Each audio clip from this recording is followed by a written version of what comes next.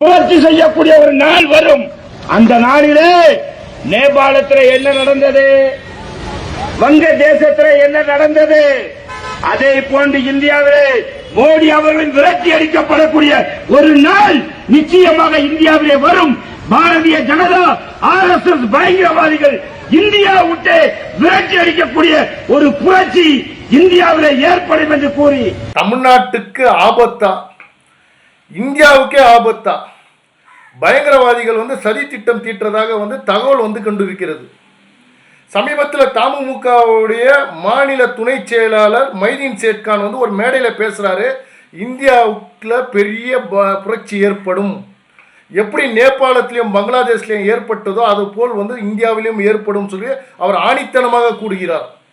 மோடியை நாட்டை விட்டே துரத்தி அடிப்பாங்களா? பிஜேபி RSS பயங்கரவாதிகளை இந்த நாட்டை விட்டு துரத்தி அடிப்பாங்களா? அப்போ இந்த டிசம்பர் 6 பாபர் மசூதி இடிக்கப்பட்ட தினத்தில் அன்று ஏதாவது அசம்பாவிதம் நடக்க போகுதுன்னு இவங்க எச்சரிக்கை கொடுக்குறாங்களா? இதர் முதலமைச்சர் உண்மையாலுமே இந்த விஷயத்தில் அக்கறை செலுத்துறாரா? இந்த டிசம்பர் 6க்கு இந்த போராட்டத்துக்கு ஏன் அனுமதி கொடுக்க வேண்டும்? தயவு செய்து மக்கள் சிந்திங்க. சமீபத்தில் தென்காசியில் திமுகவுடைய தெற்கு மாவட்ட செயலாளர் ஜெயபாலன் பகிரமாக மோடிக்கு கொலை மிரட்டல் விட்டாரு. அதுக்கு மேலே ஒரு FIR பதிவு பண்ணி அவர் இது வரைக்கும் கைது பண்ணல. சமீபத்தில் டெல்லியில் நடந்த வெடிகுண்டு சம்பவம் இந்தியா ஃபுல்லாக அதிர்ச்சிக்குள்ளாக இருக்குது. அது மட்டும் இல்லை, வெஸ்ட் பெங்காலில் மம்தா பானர்ஜி சொல்கிறாங்க,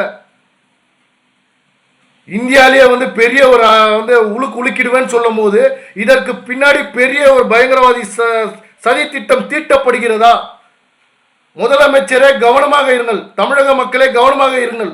பயங்கரவாதிகள் எந்த நேரத்திலையும் எந்த ரூபத்திலையும் தாக்குதல் நடத்துவார்கள் என்று தமிழக மக்கள் மத்தியில் அச்சத்தை ஏற்படுத்தியிருக்குது. ஏன்னா மேடைக்கு மேடை இந்த மாதிரி திமுகவும் அதை சார்ந்த கூட்டணி கட்சி தலைவர்களும் பேசுறது சந்தேகத்தை ஏற்படுத்தி கொண்டு இருக்கிறது. காவல்துறை தன் கட்டுப்பாட்டில் வைத்துள்ள முதலமைச்சர் என்ன செய்கிறார்? உளவுத்துறை என்ன செய்து? காவல்துறை மேல ஏன் நடவடிக்கை எடுக்கல? பிரைம் மினிஸ்டருக்கும் பாதுகாப்பு இல்லை, தமிழ்நாட்டு மக்களுக்கும் பாதுகாப்பு இல்லை. இந்த டிசம்பர் 6 பாபர் மசூதி இடிக்கப்பட்ட தினத்தன்று இந்த ஆர்ப்பாட்டத்தை தடுக்க வேண்டும், அனுமதிக்க கூடாது கூடாது கூடாது என்று நான் முதலமைச்சரை வலியுறுத்துகிறேன். ஏதாவது அசம்பாவிதம் நடந்தால் முதலமைச்சரே பொறுப்பெடுக்க வேண்டும். தயவு செய்து மக்கள் பாதுகாப்பாக இருங்க.